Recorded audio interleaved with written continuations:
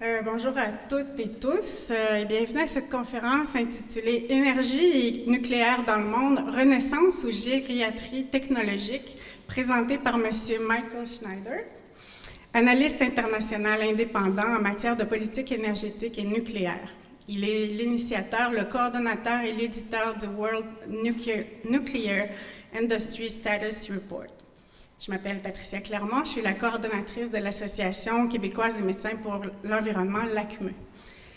Cet événement est rendu possible grâce aux contributions financières et logistiques de l'Institut des sciences de l'environnement de l'Université du Québec à Montréal, de Greenpeace, du regroupement des organismes environnementaux en énergie, de Nature Québec, du regroupement Vigilance Hydrocarbures Québec, de la Fondation David Suzuki et de l'Association québécoise des médecins pour l'environnement. En plus de coordonner et éditer le World Nuclear Industry Status Report, M. Schneider est membre fondateur du International Energy Advisory Council et du International Nuclear Risk Assessment Group. Aux États-Unis, il a été nommé à l'International Nuclear Security Forum, basé au Stimson Center, Washington, D.C., et à l'International Panel on Fissile Materials, basé à l'Université de Princeton. De 1998 à 2003, Michael Schneider a été conseiller du cabinet de 2 ministres français de l'Environnement et du ministre belge de l'Énergie et du Développement durable. De 2000 à 2010, il a été conseiller occasionnel du ministère allemand de l'Environnement. Il a aussi été auditionné par ou a donné des briefings dans des parlements nationaux de 16 pays et a conseillé des membres du Parlement européen de 4 groupes politiques différents au cours des 35 dernières années. Il a aussi donné des conférences ou enseigné dans plus de 20 universités et écoles d'ingénieurs dans plus d'une dizaine de pays. La conférence de M. Schneider sera suivie d'une brève allocution du Dr. Éric Notbart, qui est vice-président de l'Association québécoise des médecins pour l'environnement, sur les risques de l'énergie nucléaire sur la santé des individus et des populations. S'en suivra ensuite une période de questions de l'auditoire. Alors, sans plus tarder, veuillez accueillir chaleureusement et écouter M. Michael Schneider.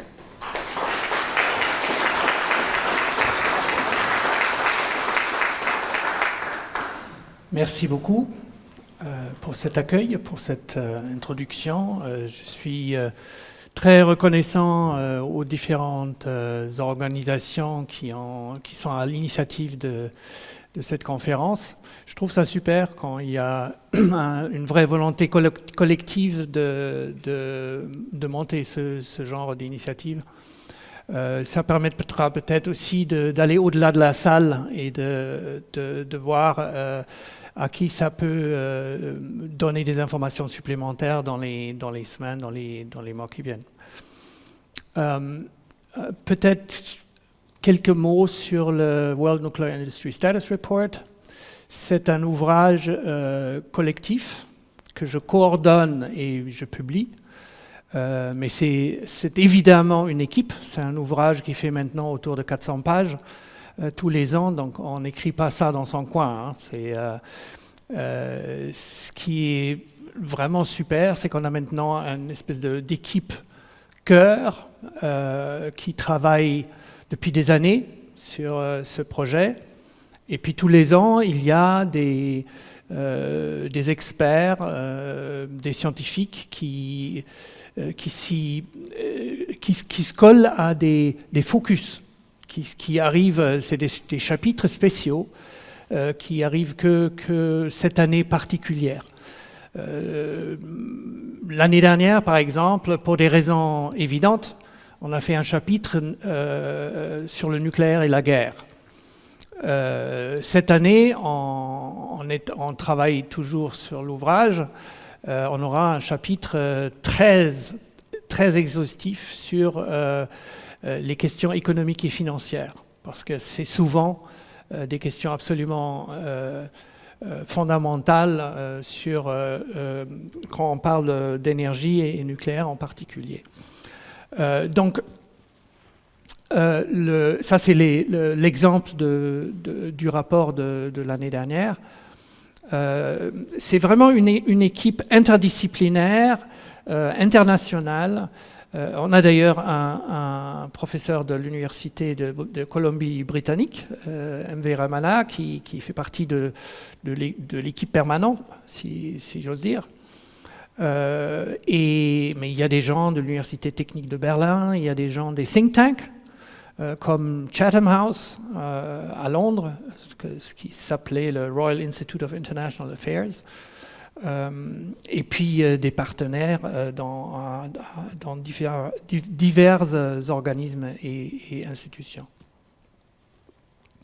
Alors, l'idée du rapport, de ce projet, c'est une analyse multicritère, multi-indicateur, parce que ce n'est pas imaginable d'avoir une véritable compréhension de cette industrie en regardant 2-3 indicateurs. Donc c'est une longue série d'indicateurs. Et puis c'est chaque fois une tentative de regarder sur le temps long. Il faut regarder le film, regarder la photo ne donne aucune compréhension d'un secteur tel que l'énergie. Donc si on regarde 1 an ou 2, ou des changements que sur une année sur l'autre, ne donne pas vraiment une compréhension du secteur. C'est très important. Pour les gens qui écoutent et qui ne sont pas spécialistes, moi j'encourage plutôt de se fixer sur des chiffres absolus, de regarder les tendances. Qu'est-ce qui monte, qu'est-ce qui descend, qu'est-ce qui est grand, qu'est-ce qui est petit.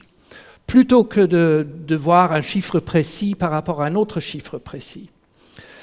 Pour les spécialistes qui veulent regarder plus en détail, je dis faites attention à quelle échéance on parle.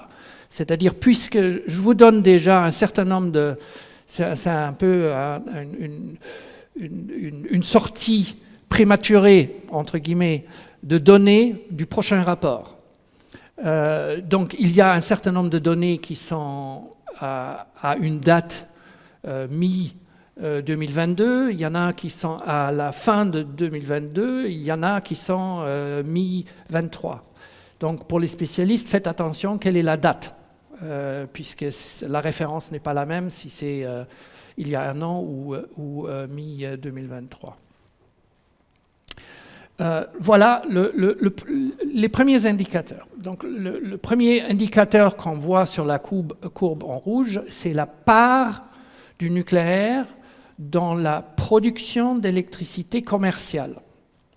Et on voit que le maximum historique, le pic, était atteint en 1996, autour de 17,5%. Et puis ça a baissé assez continuellement, et on est aujourd'hui à la fin de l'année 2022 à 9,2%. L'autre indicateur ici, c'est la production d'électricité en chiffres absolus, c'est-à-dire en térawattheures. Les térawattheures, c'est les milliards de kilowattheures. Et on voit que le maximum historique atteint était en 2006. On était revenu presque à la même ordre de grandeur, mais on est resté quand même en dessous. On voit aussi les changements ces dernières années, c'est-à-dire d'une année à l'autre, on peut avoir vraiment une variation très importante. La deuxième chose qui est vraiment significative, c'est de regarder sur le rôle de la Chine. Si on prend l'ensemble du monde, y compris la Chine, la production a baissé de 4% en 2022, alors que la Chine a augmenté sa production de 3%. Si on regarde le monde en dehors de la Chine, l'image est vraiment différente. C'est-à-dire on voit qu'il y a une chute très importante de l'ordre de 5% en 2022 et on se retrouve à un niveau de production qui est de l'ordre du milieu des années 90. C'est-à-dire c'est vraiment une énorme baisse par rapport aux années précédentes. Le prochain indicateur, c'est les démarrages de réacteurs et les fermetures. La définition ici, c'est le démarrage de réacteurs, c'est la connexion au réseau. Donc, ce n'est pas ce qui se passe avant, techniquement, c'est la connexion au réseau. Et la fermeture, pour nous, c'est le dernier jour de production. Donc, ce n'est pas l'annonce politique ou économique ou quelques années après la fermeture. Nous, on regarde quel est le dernier jour de production qui devient le jour de la fermeture du réacteur.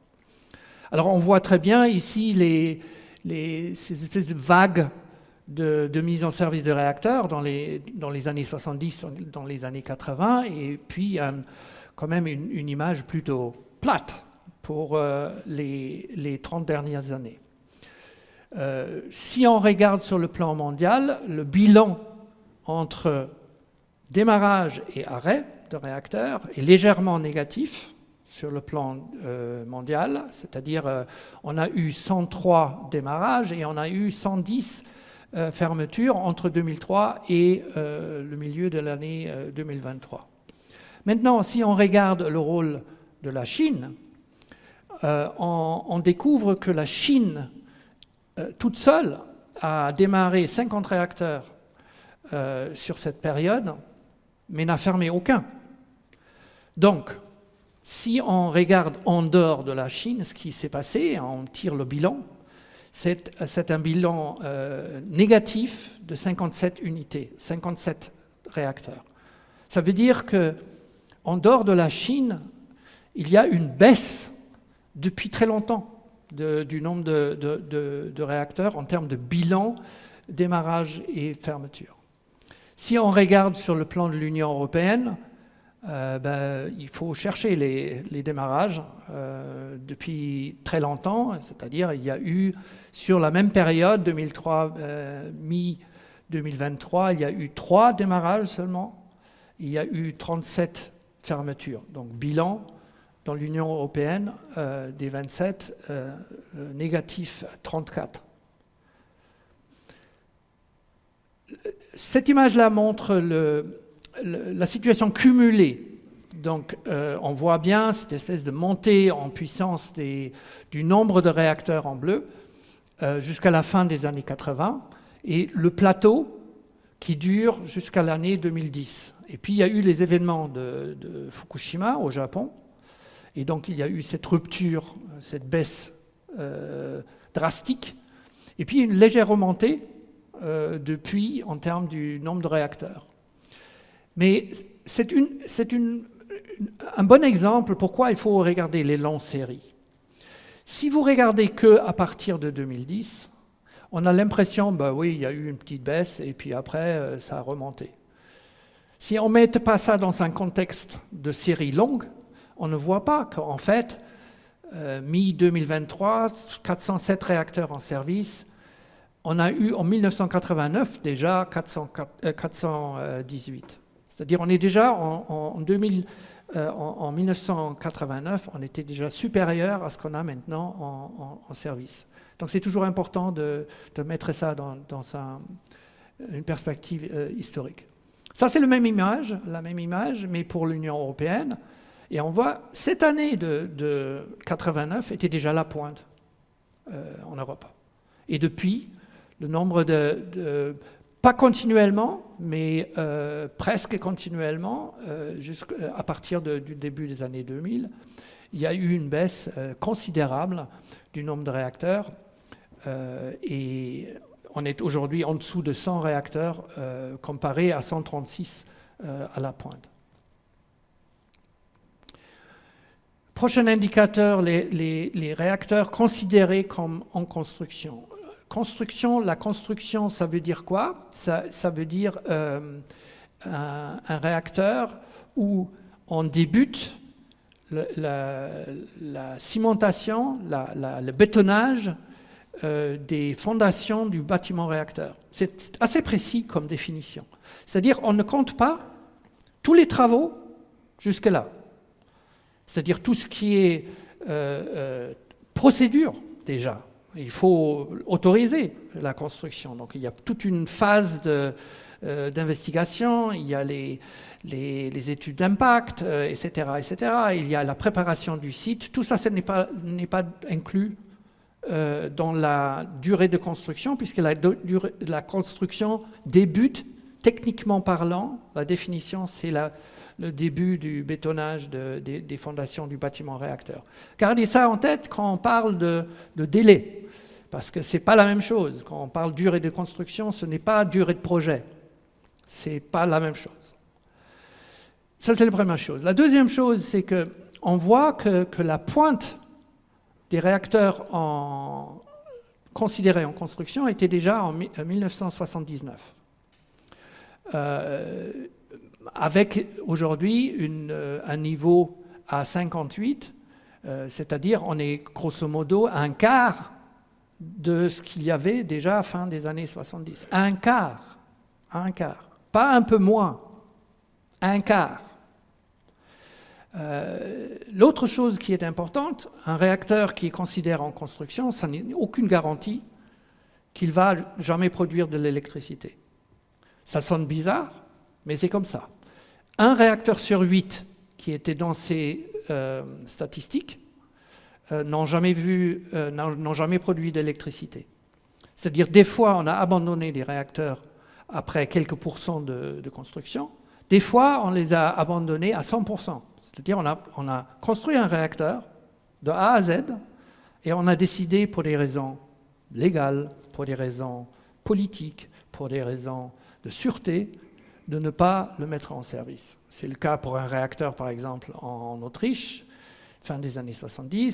C'est le cas pour un réacteur en Allemagne, des réacteurs qui ont été vraiment finis et n'ont pas été mis en service.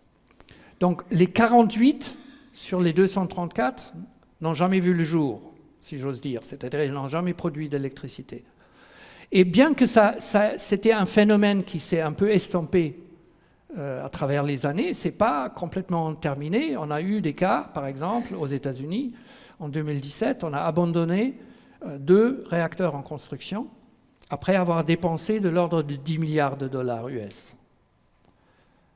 Donc maintenant, les 10 milliards, ils sont dans la pluie quelque part. Et d'ailleurs, les consommateurs d'électricité continuent à payer pour le projet. Il y a eu au moins 9 augmentations des tarifs d'électricité pendant la période de construction, parce qu'on a essayé de financer la construction à travers les augmentations, notamment. Et puis, le constructeur Westinghouse a fait faillite et le projet a été abandonné. Donc, ce n'est pas complètement terminé. Ça existe toujours. 2017, ce n'est pas il y a si longtemps. Hein. Alors, le prochain indicateur, c'est les débuts de construction. On prend le même schéma et on regarde le rôle de la Chine. Et comme on avait vu le chiffre cumulé sur les 2 dernières décennies, on regarde ça historiquement depuis le début du programme chinois et on regarde l'image hors Chine.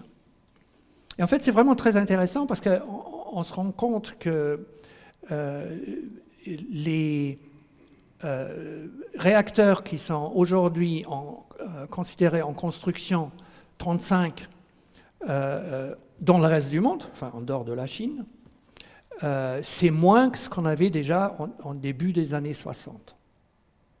Ça, c'est la relation historique. C'est comme ça qu'il faut le voir, hein, l'historique de l'industrie. Alors, ça, c'est d'essayer de comprendre sur les 58 réacteurs où est-ce qu'ils sont construits et qui les construit. Et en fait, on se rend compte que, évidemment, il y a la Chine, hein, qui a sur le territoire un grand nombre de réacteurs en construction, mais moi, ce que je trouve le plus frappant, c'est le rôle de la Russie, qui a en fait pas tant de réacteurs, 5 réacteurs en construction chez elle, mais beaucoup de réacteurs en construction ailleurs.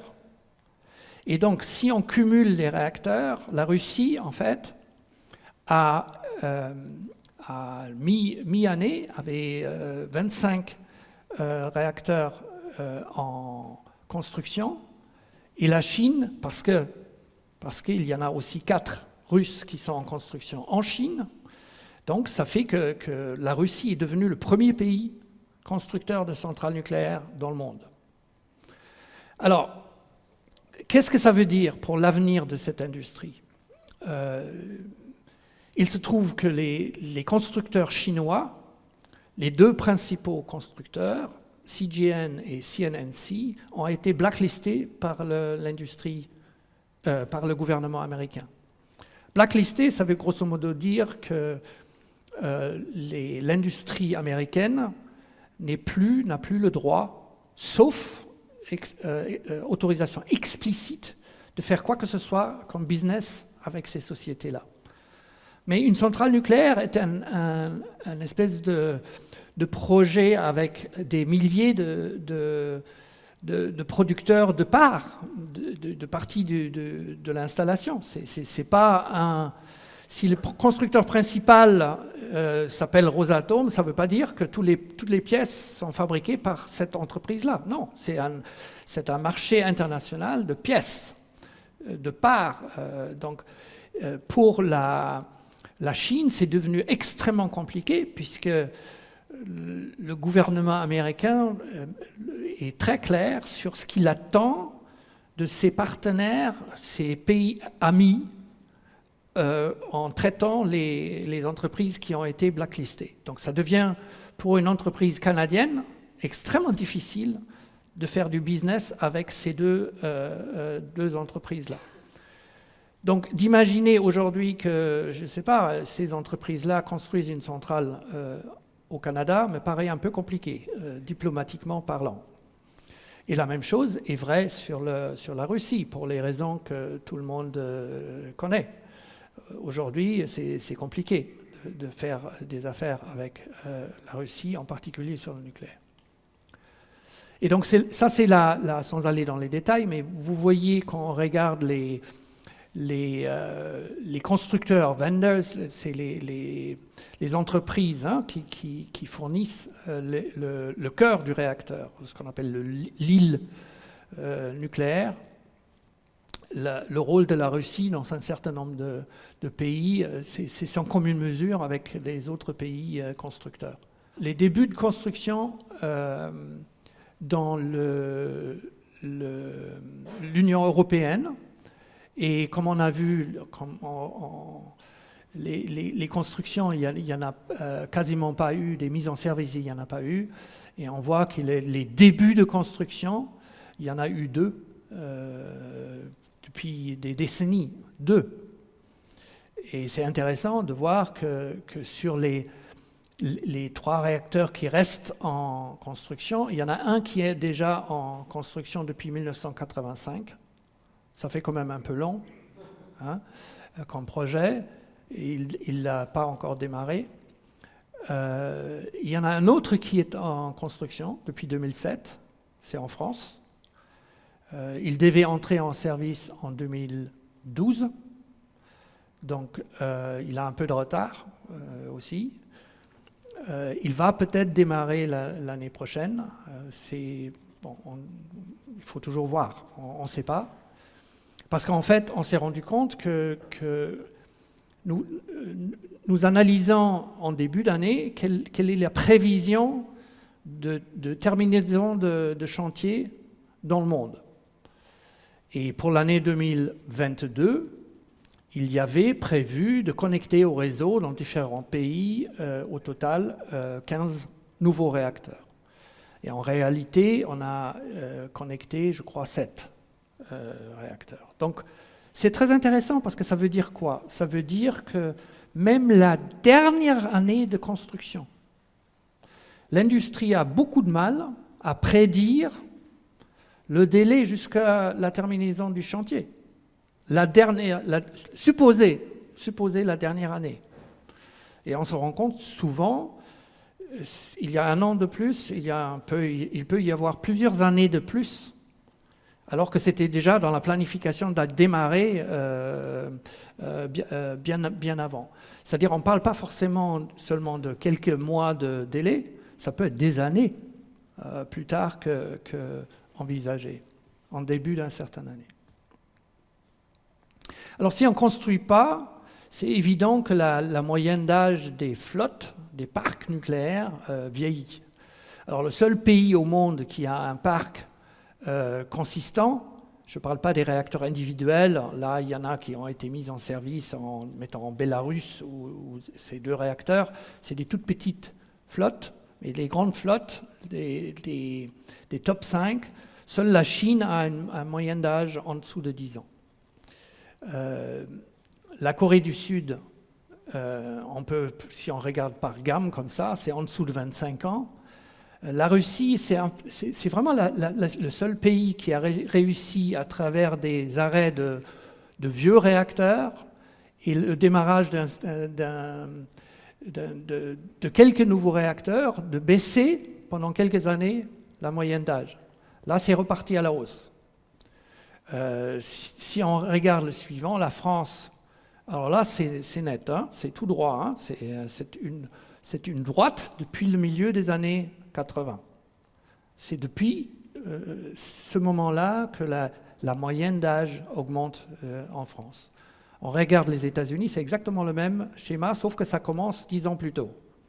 C'est-à-dire, grosso modo, depuis les années 70, le parc américain vieillit. Si on regarde sur le plan de la moyenne du monde, grosso modo, ça n'a jamais changé en fait. Depuis le début de l'ère nucléaire, ça vieillit. C'est assez intéressant parce que ça veut dire qu'il n'y a jamais eu en fait une rupture, comme il y a eu pendant quelques années en Russie, mais pour l'ensemble des pays ou pour les top 5, c'est vraiment atypique. En règle générale, ça vieillit. Alors, ça donne en cumulé quoi? Sur 411 réacteurs en début d'année, la moyenne d'âge était au-delà de 31 ans. De l'autre côté, on voit que les réacteurs très âgés, c'est-à-dire au-delà de 51 ans, il y en a une dizaine, et ça, on y reviendra peut-être, parce que c'est aussi de voir si on regarde l'extension de la durée de vie des réacteurs, quelle est l'expérience industrielle. On regarde sur l'Union européenne, c'est plus que la moyenne mondiale. Et puis le Canada, c'est encore plus vieux. C'est-à-dire la moyenne d'âge des 19 réacteurs au Canada, c'est maintenant 40 ans. La moyenne d'âge, 40 ans. Je ne sais pas si vous imaginez ce que ça signifie, parce qu'on balance toujours des chiffres, mais 40 ans, vous savez comment étaient les voitures il y a 40 ans? Je veux dire, quelle gueule avaient des voitures il y a 40 ans? Je veux dire, c'était quoi comme technologie? Ma foi, ça c'est la moyenne d'âge des réacteurs nucléaires au Canada. Et moi je ne sais pas, mais il y a 40 ans, les voitures étaient vraiment très très différentes, hein, je veux dire technologiquement parlant.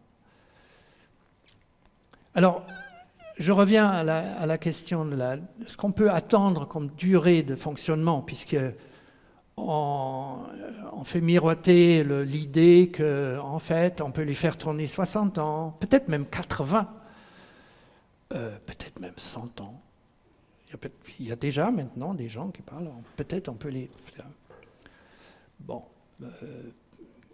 La réalité était que sur 5 ans, la moyenne d'âge des réacteurs qui ont été arrêtés, et c'est 29 réacteurs, en 5 ans, donc ce n'est pas négligeable.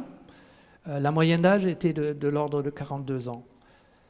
Donc on ne sait pas en fait, on n'a pas d'expérience des très grandes durées de fonctionnement, et comme on a vu, dans le monde, il y a une dizaine de réacteurs qui a dépassé les 51 ans.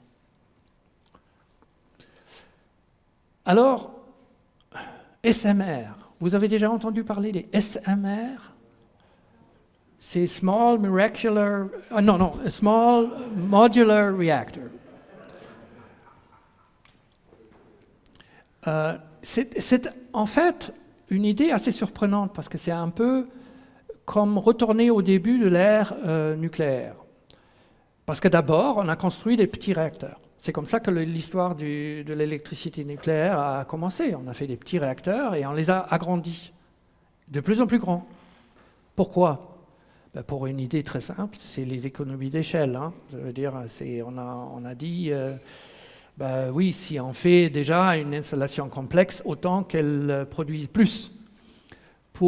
Parce que ça coûte cher en capital, donc voilà, on concentre tout, on fait... Au lieu d'avoir une turbine pour chaque petit machin, on a une grosse turbine. Parce que ce n'est pas seulement la question nucléaire, c'est le plus grand coût, en fait, c'est le reste de la centrale. C'est même pas l'îlot nucléaire. Et puis, voilà, il y a des gens qui ont dit, en fait, un des grands problèmes qu'on a, c'est de soulever suffisamment de financement, de capitaux, pour financer un grand réacteur. Donc, en fait, on va faire des petits réacteurs à nouveau, parce que c'est moins d'argent. C'est pas moins cher, mais c'est moins d'argent. Donc, on ouvre plus de voies de financement qu'avec beaucoup d'argent, beaucoup d'apports de capital. Mais, en fait, on se rend compte qu'il y a une espèce de fantasme. C'est vraiment du fantasme. Parce que les SMR n'existent pas. Les SMR, il y en a 4 dans le monde qui fonctionnent. 2 en Chine, 2 en Russie. Ça vous rappelle peut-être quelque chose de ce que j'ai raconté avant. Je veux dire, il y a la Chine, il y a la Russie. Alors, on y va revenir sur la performance. Mais ça, c'est la première chose. Il n'y a que 4 qui fonctionnent.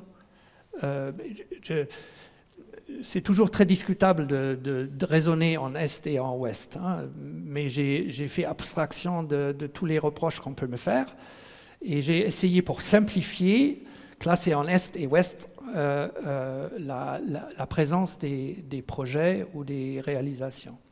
Et en fait, on se rend compte qu'à l'Ouest, donc 0 en fonctionnement, il y en a un en construction en Argentine, depuis 2014, je crois que la dernière date, parce que ça change tous les ans, la dernière date de prévision de mise en service, je crois, c'est 2027.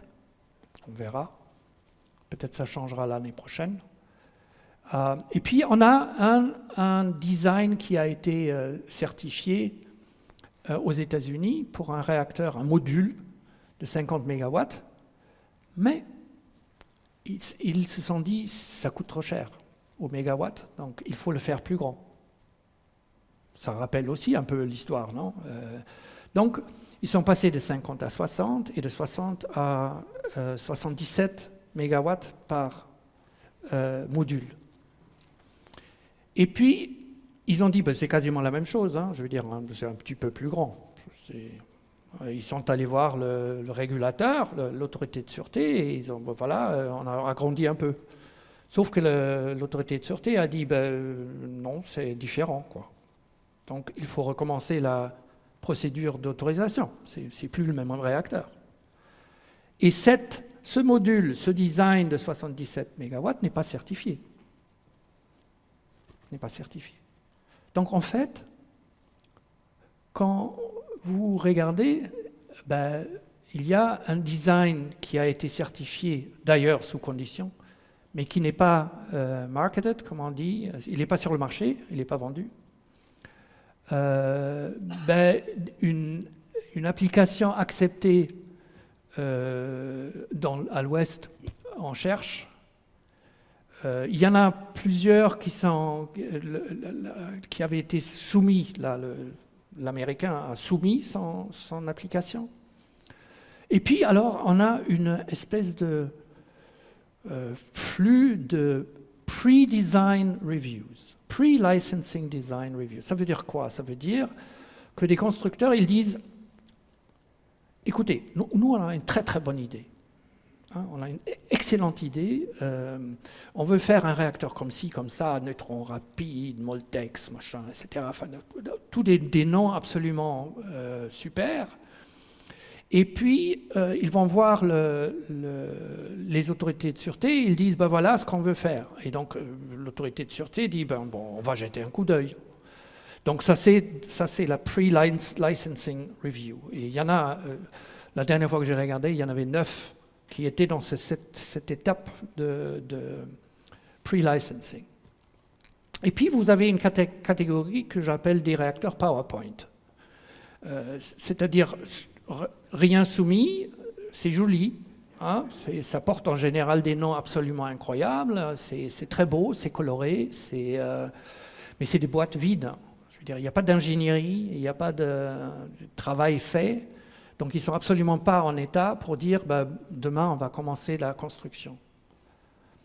Vous vous rappelez peut-être que le premier ministre de l'Ontario, il s'est fait photographier sur un site nucléaire à Darlington, en Ontario, en disant qu'on va, avec un chapeau dur là, de construction, on va démarrer la construction d'un réacteur sur un site existant, enfin juste à côté d'un site existant. Ben, en fait, ce réacteur, qui doit être un BWRX, n'existe pas, il n'est pas certifié, il n'y a pas d'autorisation de construction, il n'y a rien en fait.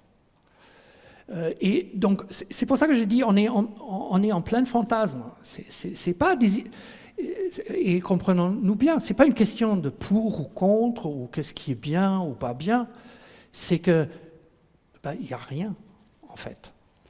Ça n'existe pas. Et quand on regarde l'historique de ces projets, et prenons le projet qui est le plus avancé à l'Occident, donc cette fameuse entreprise NuScale qui avait tenté un réacteur 50 MW qui est passé à 77 MW. Je ne vais pas lire le tout, ne vous inquiétez pas. Mais juste prendre quelques dates clés.